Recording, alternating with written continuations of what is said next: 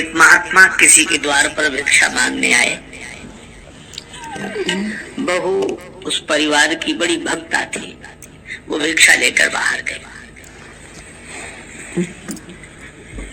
अब महात्मा उससे कुछ पूछने लगे तो उसकी सास छिपकर सुनने लगी कि देखो ये क्या बातें करती है।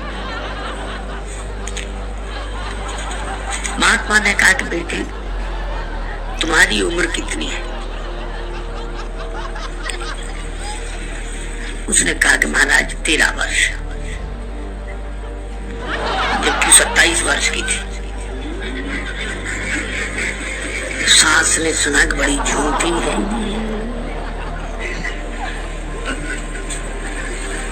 तुम्हारे पति की उम्र कितनी है? तो बोली 3 साल। अब तो सास को बड़ा क्रोध आया।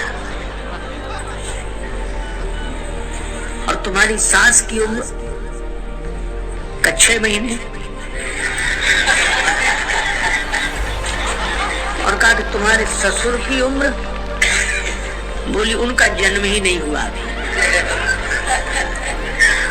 उसकी सास को बड़ा क्रोध आया और महात्मा जी से बोली कि तुम ऐसी झूठी बातें सुन रहे हो इसकी। महात्मा ने कहा कि ये बिल्कुल ठीक कह रही है। सास बोली क्या ठीक कह रही है? महात्मा ने उस बहू से कहा कि बेटी बताओ अपनी माता जी को। उसने कहा कि महाराज मैंने कहा मेरी उम्र 13 साल। क्यों? बचपन के 12-13 वर्ष तो ऐसे ही गए, उसको मैं अपने जीवन में नहीं गिनती। 13 वर्ष की उम्र में गुरुजी आए, उन्होंने मंत्र दिया, तब से मैं भजन करती हूँ। तो 13 वर्ष की उम्र है। और मेरे पति अभी 3 साल से भजन करने लगे, इसलिए उनकी उम्र 3 साल है। और सास अभी 6 महीने से। और ससुर ने तो शुरू ही नहीं किया, इसलिए उनका जन्म नहीं।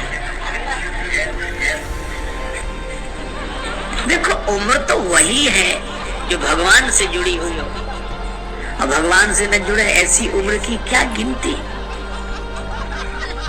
आप ऐसे देखो, आम के पेड़ में आम का फल न लगे, जामुन के पेड़ में जामुन का फल न लगे, कटहल के पेड़ में कटहल का फल न लगे, तो क्या उन्हें कटहल का, आम का, जामुन का पेड़ कहा जाएगा? कहते रहेंगे, लेकिन वह कहना भी सार्थक नहीं होगा। तो जैसे जामुन के पेड़ में जामुन का फल लगना चाहिए, आम के पेड़ में आम का फल लगना चाहिए। मैं आपसे बताऊं, हमारा मनुष्य जीवन भी एक वृक्ष है, मानव जीवन वृक्ष है। और मानव जीवन रूपी वृक्ष का फल क्या है? तुलसीदास जी कहते हैं, दे धरे कर यह फल भाई, भजिए राम सब काम ध्याई। मानव वृक्ष का फल है भगवान का भजन। और जिस मानव जीवन रूपी वृक्ष में भगवत भजन का फल नहीं लगता, उसका वृक्ष होना तो व्यर्थ ही गया, मानव जीवन व्यर्थ ही गया। कुछ चीजें माननी पड़ती है। तार है बिजली का, उसके ऊपर कुछ नहीं लगा, नंगा तार। अरे चूना नहीं करंट है, तो विश्वास कर लो। या उससे कहो कैसे माने तुम्हारी बात कि तुम सच कह। अजय सच नहीं तो अनुभव करके देखो, और अनुभव करके देखोगे तो बताने के लिए बचोगी।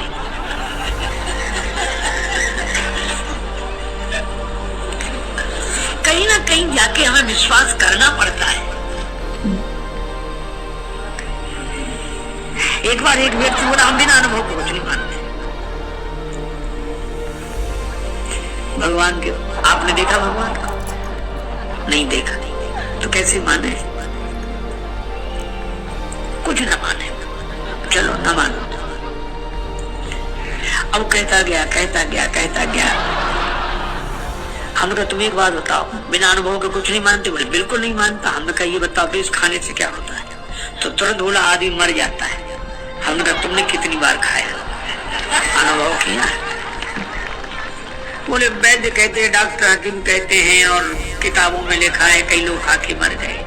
हमने कहा वैद्य हकीमों के कहने से विश्वर तो तुम्हें विश्वास है, और जिसके लिए वेद पुराण शास्त्र गीता भागवत सब बोलते हो, संत बोलते हो, उस विश्वपति पर तुम्हें विश्वास नहीं? आपने कुछ कि जिस देवी ने शिव जी का विरोध करने पर दक्ष पिता के दिए हुए शरीर तक का त्याग कर दिया, उसको दक्ष कुमारी कह के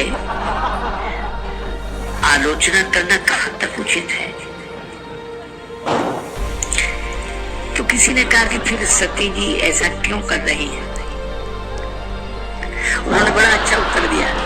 उन्होंने कहा कि सती जी भगवान शंकर की बात इसलिए नहीं मान रही है क्योंकि वो सती है, और सती के लिए उसका पति ही परमेश्वर होता है। पति के कहने पर भी राम जी को परमेश्वर नहीं मान रही, क्योंकि सती होने का संस्कार इतना प्रबल है, और भगवान की परीक्षा तक लेने पहुंच गई।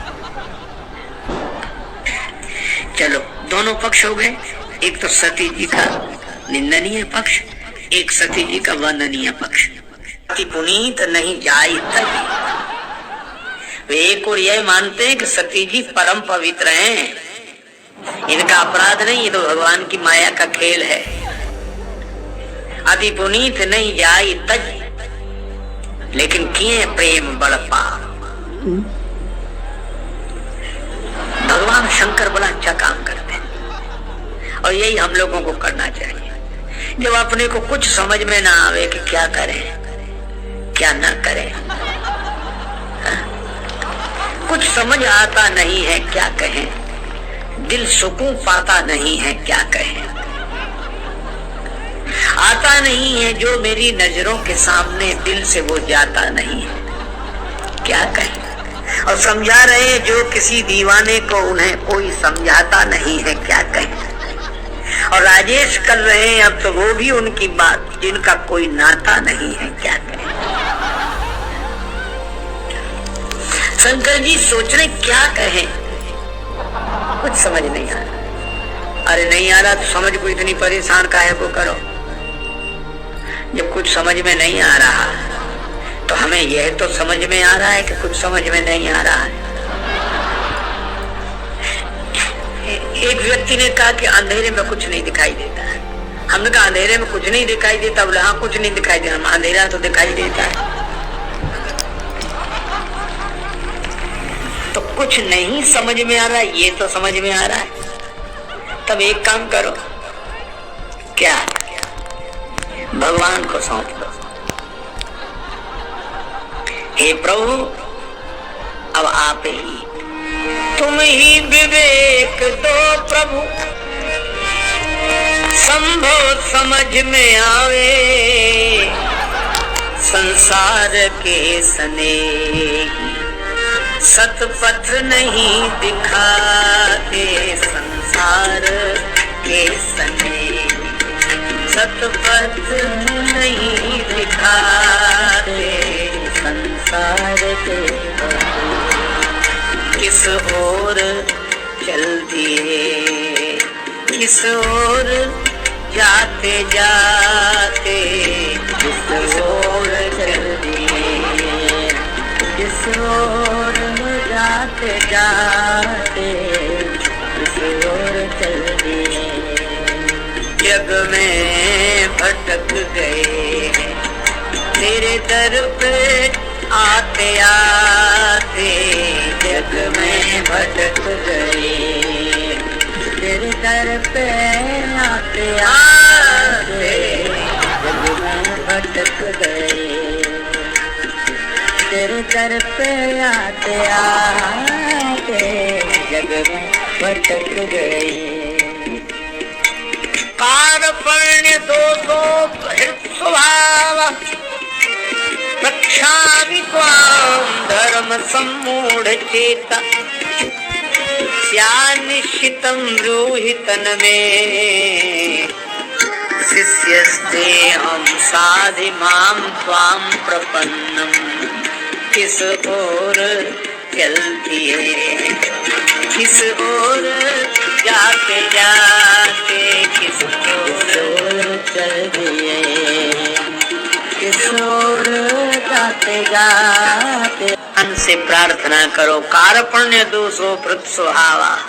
भक्तराज अर्जुन कहते हैं, हे गोविंद, कायरता रूपी दोष से अपहृत हुए स्वभाव वाला मैं आपसे प्रार्थना करता हूँ, मेरे लिए जो हितकारक निश्चित मार्ग हो कृपा करके वह आप बताएं। भगवान से प्रार्थना करो, जब समझ हार जाए तो हरि की शरण ग्रहण करो। वसुदेव जी भगवान को सिर पे बिठाए थे, बड़ा अच्छा सूत्र है। भगवान रात्रि में प्रकट हुए। रात्रि में प्रकट होने का अर्थ निराशा का घोर अंधेरा, या अपना हाथ भी अपने को न दिखाई पड़े, भगवान कहते वहां मैं प्रकट हो जाता हूँ। भगवान ने कहा गोकुल पहुंचाओ। वसुदेव जी सोचने लगे कि हम तो खुद बंधे पड़े, बेड़ी हथकड़ी कमर में रस्सी, आपको कैसे पहुंचाएं। भगवान कहते चिंता मत करो, तुम तो हमें अपने सिर पे रख लो, सारे बंधन कट जाएंगे। तो वसुदेव जी ने सूप में रखा। सूप की एक विशेषता है, साधु ऐसा चाहिए जैसे सूप सुभाए, सार सार को गही रहे, थोथा दे ये उड़ाए। सार सार अपने पास, थोथा थोथा बाहर। और एक होती है चलनी, जिससे आटा साफ कर, लोहे के तारों की बनी, टीन की बनी, उसमें आटा डालो, ऐसे ऐसे करो, कूड़ा करकट सब इकट्ठा, सार सार सब नीचे। तो चलनी जैसी बुद्धि में भगवान नहीं रहते, सूप जैसी बुद्धि में भगवान रहते। वसुदेव जी ने सूप में बिठाया, सिर पे रखा, चल दिए। हम तो उसका ध्यान कर रहे हैं जिसको अपने सिर पे बिठाया है। भगवान जिसके सिर पर सीताराम, फिकर फिर क्या करना। भगवान से भगवान ने देखा ये तो डर ही नहीं रहे, आगे बढ़ते जा रहे हैं, आगे बढ़ते जा रहे हैं। तो भगवान ने अपने चरण नीचे किए, और जमुना जी ने जैसे ही भगवान के चरण छुए रास्ता दे दिया। और ये कथा केवल यही संकेत करती है कि जब हमें कुछ समझ में ना आवे तो हम अपनी नासमझी को, परेशानियों को भगवान के चरणों में डाल दें, अपने आप रास्ता मिल जाएगा। इसलिए भगवान का सिर पर सीताराम, फिकर फिर क्या करना। सिर पर सीताराम, फिकर फिर क्या करना। मेरे बिगड़े बनेंगे काम, फिकर फिर क्या करना। मेरे बिगड़े बनेंगे काम, फिकर फिर क्या करना। क्या करना, क्या करना, फिकर फिर क्या करना। प्रकट न कहत महेश कछ हृदय अधिक संताप। प्रकट कुछ कह नहीं रहे, हृदय में बड़ा संताप है।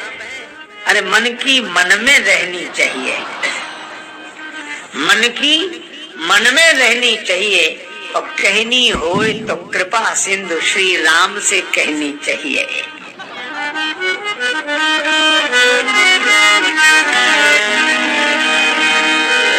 भगवान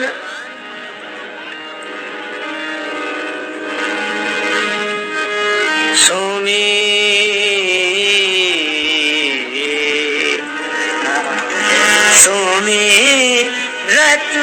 राम हृदय से आवा। सुमिरत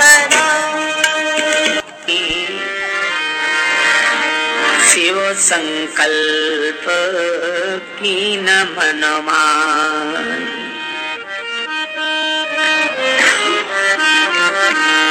भगवान शंकर ने निश्चय कर लिया कि सती जी से अब परिणीता का संबंध नहीं रहेगा। ये साधारण बात है। शिव सम को रघुपति व्रतधारी, बिनु अग तजी सती अस नारी। बिनु अग, आप ऐसे समझे, आप घर आए और माताजी की धोती आपकी पत्नी ने पहन ली, पीठ किए खड़ी थी, आपने जो साड़ी देखी माताजी, अरे माताजी, और उसने पलट कर देखा, अरे तुम, अब तो माताजी कह दिया। ऐसा कोई कर सकता है? और शिवजी ने केवल, सती माता ने तो साड़ी बदल ली थी, सीता जी का वेश बनाया था। सीता जी तो नहीं बनी थी, सीता जी का वेश बनाया था, लेकिन वैष्णवा नाम यथा शंभु, शंकर जी जैसा ऐसा कोई नहीं। शिव सम को रघुपति व्रतधारी। श्री राम जी की भक्ति का व्रत धारण करने वाला देवादिदेव महादेव भगवान शिव के समान कोई दूसरा नहीं। बिनु अग तजी, बिना पाप के सती जैसी देवी का परित्याग कर दिया। क्यों? सती की न सीता कर देखा। अब एक और तो ऐसा निर्णय, अच्छा ये निर्णय अभिमान से भरकर नहीं किया, सुमिरत राम, भगवान की प्रेरणा से। लेकिन एक बात देखी आपने, त्याग कर दिया पर त्याग प्रकट ही नहीं किया।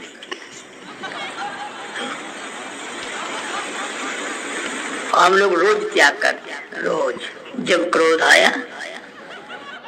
प्रिय साथियों, आज की इस हास्य कथा को यहीं विराम देते हैं। आप सबके साथ ये मुस्कुराहट बांटते हुए मन सच में हल्का हो जाता है। जीवन में परेशानियां तो सबके साथ हैं, लेकिन अगर हम हंसना सीख जाएं तो वही परेशानियां थोड़ी छोटी लगने लगती हैं। रामायण हमें जीवन का गंभीर पक्ष सिखाती है, मर्यादा, त्याग, धैर्य और धर्म। लेकिन क्या आपने ध्यान दिया है कि प्रभु श्री राम के जीवन में भी संतुलन था? वह करुणामय थे, सहज थे और हर परिस्थितियों में शांत रहते थे। यही संतुलन हमें भी सीखना है। जिम्मेदारी के साथ मुस्कान। तुलसीदास जी ने रामचरितमानस में कहा है, रघुकुल रीति सदा चली आई, प्राण जाए पर वचन न जाई।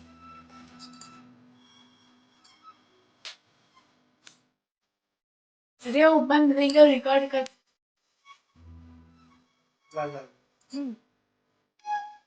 यह चौपाई हमें मर्यादा और वचन की महत्ता सिखाती है, लेकिन साथ ही जीवन में मधुरता भी जरूरी है। अगर हम हर बात को बहुत भारी बना लें तो मन थक जाता है। इसलिए भगवान ने हमें हंसी का वरदान दिया है, ताकि हम कठिन रास्तों पर भी हल्के कदमों से चल सकें। और एक सुंदर चौपाई है, सिया राम मैं सब जग जानी, करहूं प्रणाम जोर जोर।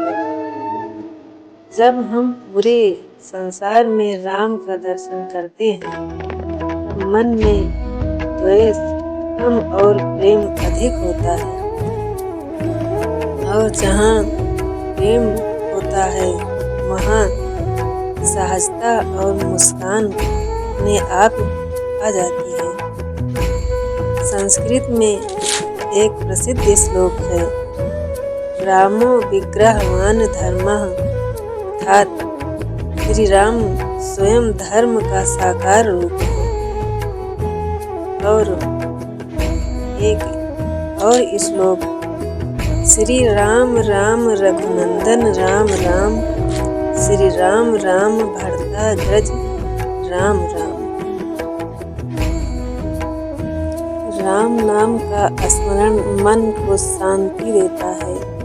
जब मन शांत होता है तो छोटी छोटी बातों पर परेशान नहीं होते। अब हम मुस्कुरा कर हालात को स्वीकार करना सीख जाते हैं। दोस्तों, आज की इस हास्य कथा ने अगर आपके चेहरे पर मुस्कान लाई हो तो समझिए यह भी एक छोटी सी भक्ति है, क्योंकि प्रसन्न मन से लिया गया राम का नाम सीधा हृदय में उतरता है। हमारा यह चैनल एक छोटा सा परिवार है जहां हम राम के आदर्श भी सीखते हैं और जीवन को हल्के मन से जीने की कला भी। यहाँ ज्ञान है, भक्ति है और थोड़ी सी हंसी का मिठास भी है। अगर आपको आज की कथा अच्छी लगी हो तो हमें इसे अपनी